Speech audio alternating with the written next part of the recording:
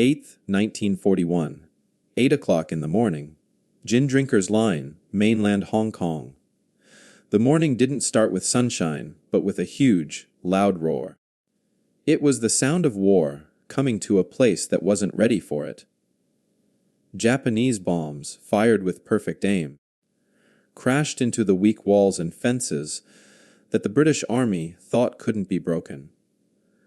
The air was filled with smoke, dust, and the terrible smell of explosives.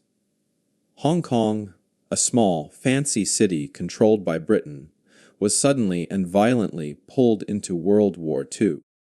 Among the soldiers who were hit the hardest were two groups of young Canadian soldiers who didn't have much experience, but were very brave. The Royal Rifles of Canada and the Winnipeg Grenadiers. They didn't have good weapons and had only arrived a few weeks earlier, mainly to show that help was there. They thought they would have a quiet job guarding the colony. Instead, they got a terrible battle. The Canadian troops, many still learning how to use their old rifles, suddenly had to fight the highly skilled 38th Division of the Japanese Army, a group that had way more soldiers than all the Allied forces combined and had complete control of the skies. This wasn't a fair fight. This was a siege pretending to be a battle. The first attack on the mainland was terrifyingly fast. By the afternoon of December 9th, the Japanese had already done the impossible. They found a weak spot and took over the main strong point. The Canadian forces, fighting desperately from dangerous positions, were forced into a messy, bloody retreat. One unit, the Winnipeg Grenadiers, led by Lieutenant Colonel J.G. Holm, got caught in the path of the unstoppable Japanese army. Their mission quickly changed from holding their ground to fighting while retreating, buying precious time for the main British forces to gather on Hong Kong Island itself. In the middle of this retreat was Company A of the Winnipeg Grenadiers, under the unofficial but strong leadership of Warrant Officer Class 2, Sergeant Major John Robert Osborne. Osborne was different from his young soldiers. He had fought in World War I and was a man of quiet authority and great strength. He had seen war before. He knew the difference between panic and an organized retreat. As the company pulled back across the Kowloon Peninsula under constant fire, and with the sounds of battle getting closer, Osborne was like a strong rock. He organized scattered soldiers, made sure the wounded were carried, and most importantly, kept his young soldiers focused on their immediate goal, survival and fighting while retreating. December 13th, 1941, Shau Kei Wan area, Hong Kong Island. After a brief, scary crossing of the harbor, a moment of peace in the middle of the storm, the Canadian forces found themselves regrouped on the island. The second phase of the defense, defending the island, was supposed to be stronger, but the overwhelming speed and brutality of the Japanese advance had destroyed morale and command structures. Osborne's Company A was moved to defend the area around Jardines Lookout and Mount Butler, a series of high, rocky peaks that offered the last clear view over the vital eastern coast. This position was critical. If the Japanese captured these heights, they could direct devastating artillery fire onto the main British positions and the vital defensive coastlines. The fighting on Mount Butler became the climax of the Canadian resistance. On the morning of December 19th, the Japanese launched a massive coordinated assault against the Grenadiers' positions. The fighting was hand-to-hand brutal and fought across incredibly difficult, rocky terrain. Osborne was everywhere. He led counterattacks with fixed bayonets, silencing enemy machine gun nests single-handedly. He organized desperate resupply runs under heavy mortar fire. He made sure that when one position fell, another was immediately set up, refusing to allow the line to break completely.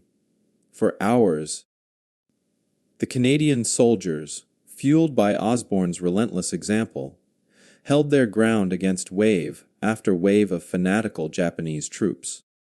The position was ultimately impossible to hold. Out of ammunition, surrounded, and with their forward trenches virtually destroyed by constant shelling, Osborne and his remaining men were finally forced to take cover in a deep, narrow, hastily dug trench. It was a pocket of desperate defiance, a final, fragile shield against the inevitable. Japanese soldiers, having finally broken through the position, began to methodically flush out the remaining defenders with grenades, throwing them down into the tight space, creating terror and chaos. The scene was one of final, complete defeat. A broken Canadian unit, trapped, facing certain capture or worse. The psychological victory had already been won by the Japanese, or so they thought. December 19, 1941. 3 o'clock in the afternoon. The final trench on Mount Butler, Hong Kong Island. The trench was a shallow, broken scar on the peak of Mount Butler, barely offering cover against the flood of Japanese machine gun fire and grenades. Sergeant Major John Osborne, covered in mud, sweat, and the dirt of days of desperate fighting, was at the center of this final surrounded pocket of resistance. His helmet was gone, his uniform was torn, and his face was covered with ash, but his eyes, sharp and steady, were the only source of calm for the half-dozen young grenadiers huddled around him. They were the remains of Company A, surrounded, unable to communicate, and knowing that help was impossible. The air was thick with dust, and the sharp smell of Japanese phosphorus grenades, showing the relentless method the enemy used to clear out their stubborn foe. Osborne had spent the last hour directing the return fire, organizing the wounded, and personally retrieving abandoned ammunition from the bodies of the fallen to keep his men in the fight, even as enemy soldiers began testing their shallow defenses. The Canadians had fought like lions, their lack of experience overcome by sheer, stubborn courage. But now the inevitable final push was upon them. The immediate assault came quickly and brutally. A wave of Japanese soldiers, their faces grim and determined, came over the rise, forcing Osborne's men to fire their last remaining bursts of machine gun fire. They caused heavy casualties, briefly pushing back the initial charge, but the response was immediate and devastating.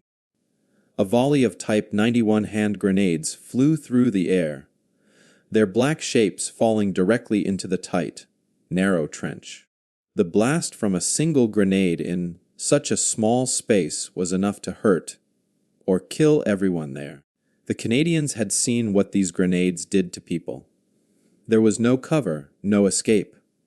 Panic, a cold, sharp thing, threatened to consume the young soldiers.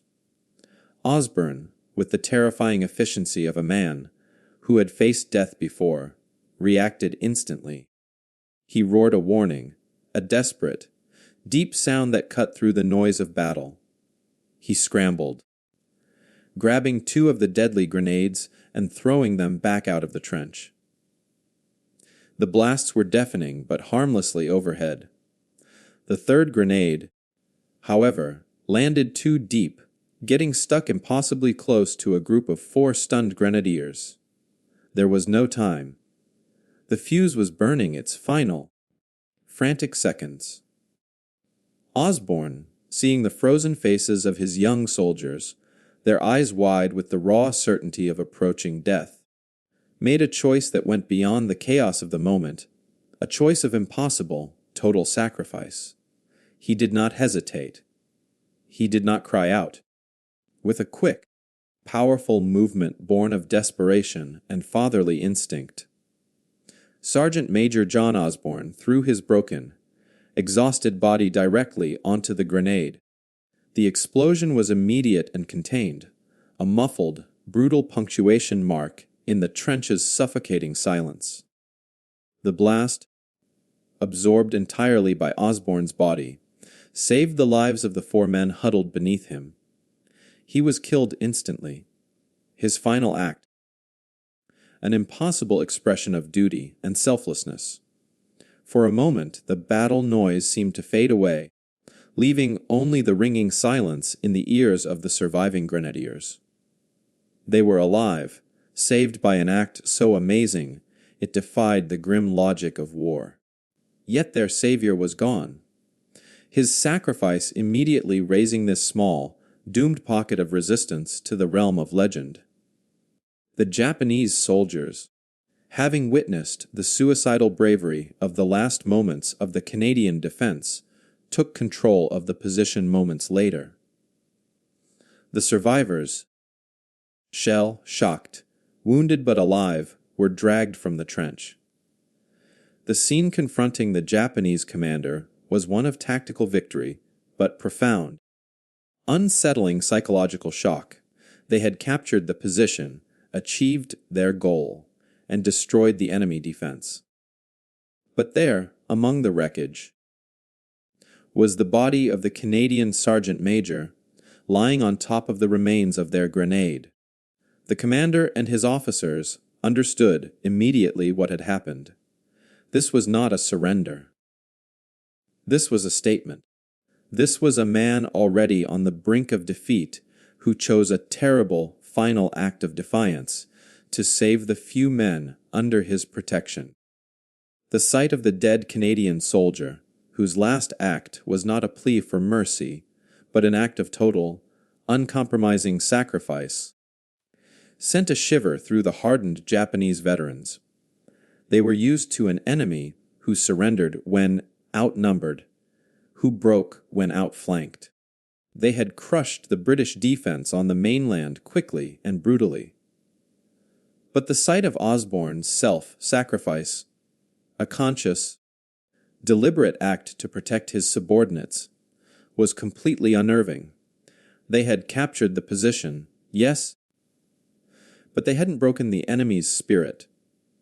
They realized with chilling clarity that the Canadians, and by extension the Allies, were not fighting merely to win, but fighting with a willingness to pay an ultimate price that went beyond typical military logic. This broken soldier lying dead on the shattered ground of Mount Butler was delivering a terrible, unforeseen prophecy to the Japanese command. December 20th, 1941, 9 o'clock in the morning. Japanese 38th Division Headquarters, Repulse Bay, Hong Kong Island. The mood in the headquarters was one of triumphant exhaustion. Hong Kong was collapsing much faster than expected. Reports were flooding in detailing the sheer speed of the advance, the collapse of the British command structure, and the capture of key defensive positions. Yet among the piles of celebratory documents and maps marked with Japanese flags, there was an unusual, persistent tremor of concern centered entirely on the fighting on Mount Butler.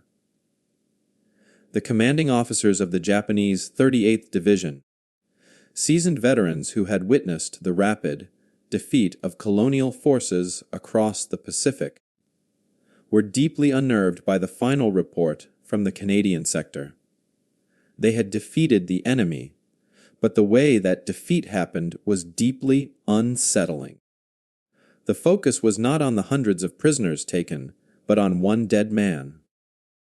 The report described in chilling, clinical detail the capture of the final trench, the Canadian Sergeant Major lying dead, his body a shield over his comrades, having deliberately detonated an enemy grenade against his own chest.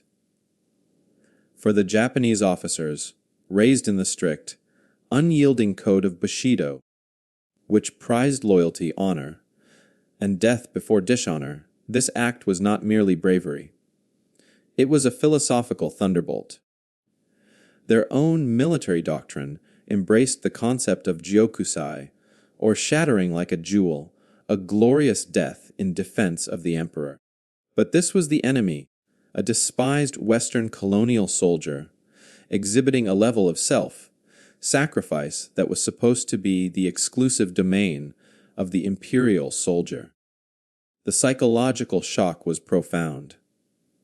The realization that struck the command was one of dreadful foresight. They could defeat this enemy battalion.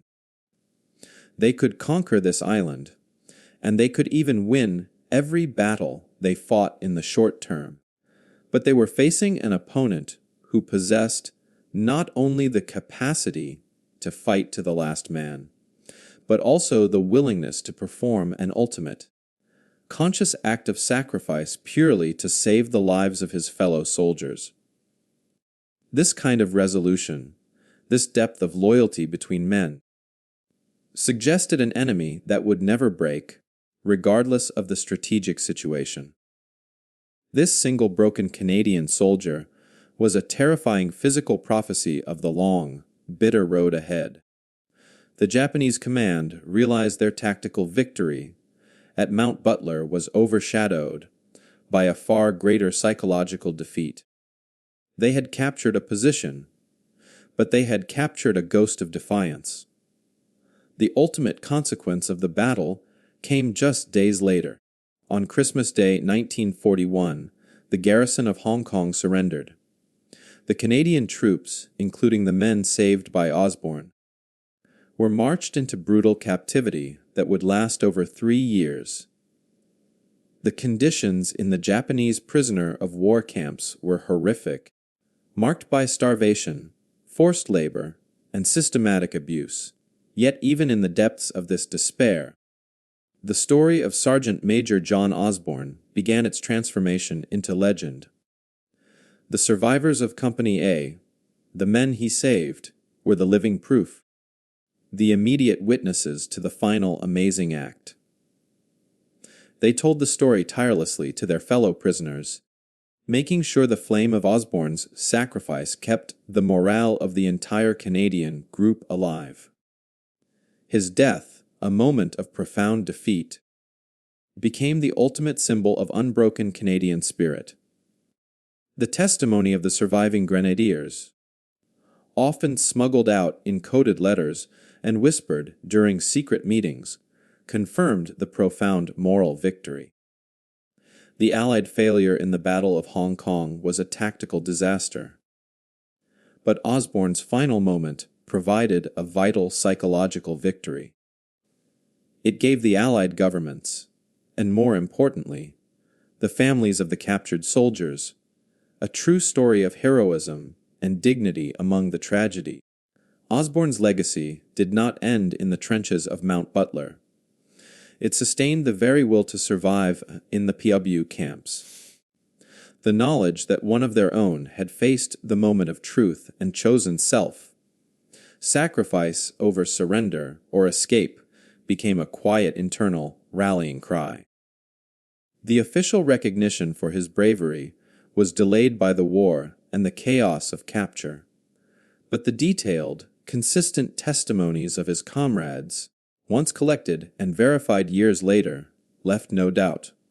John Osborne's action was deemed to fulfill the highest criteria for military valor. In 1947, he was posthumously awarded the Victoria Cross, VC, the highest military decoration for gallantry in the face of the enemy in the Commonwealth. He was the first Canadian to receive the VC in the Pacific theater of the Second World War. His sacrifice cemented the role of the Canadian forces, despite their heavy loss, as crucial figures in the opening, desperate months of the conflict. The broken soldier the Japanese captured was, in fact, the ultimate message that the resolve of the Allies, even in defeat, was a force that would ultimately doom the imperial cause. Post-war era, 1947. City Hall, Ottawa, Canada. The surrender of Hong Kong on Christmas Day, 1941 marked one of the most shameful defeats in Canadian military history. Over 500 Canadian soldiers were killed in the fighting, and the remaining nearly 700 were subjected to the unimaginable cruelty of the Japanese prison camps. Yet years after the guns fell silent and the survivors returned home, the tragic tale of Hong Kong found its redemption in the unwavering memory of one man, Sergeant Major John Robert Osborne. The official presentation of the Victoria Cross, VC, the Commonwealth's highest award for gallantry, to his widow, Mrs. Ellen Osborne, at City Hall in 1947, was more than just a ceremony. It was Canada's way of reclaiming honor from the ashes of defeat. The citation for the VC, read aloud to the nation, confirmed the extraordinary, almost mythological nature of his sacrifice, ensuring his act would be carved into the nation's military consciousness. Osborne's VC was not merely a medal. It became a powerful, enduring symbol that redefined the Canadian contribution to the global conflict. It demonstrated that even in a battle that was doomed from the start, the Canadian soldier showed a depth of courage and moral strength that shocked even the enemy. The full story, pieced together from the testimonies of the men he saved, provided proof that the spirit of the Allied forces was unbreakable. This single final act of defiance by an exhausted, surrounded soldier became a small version of the entire war, a testament that the ultimate victory would belong not to those with the initial advantage, but to those with the unbreakable will to sacrifice.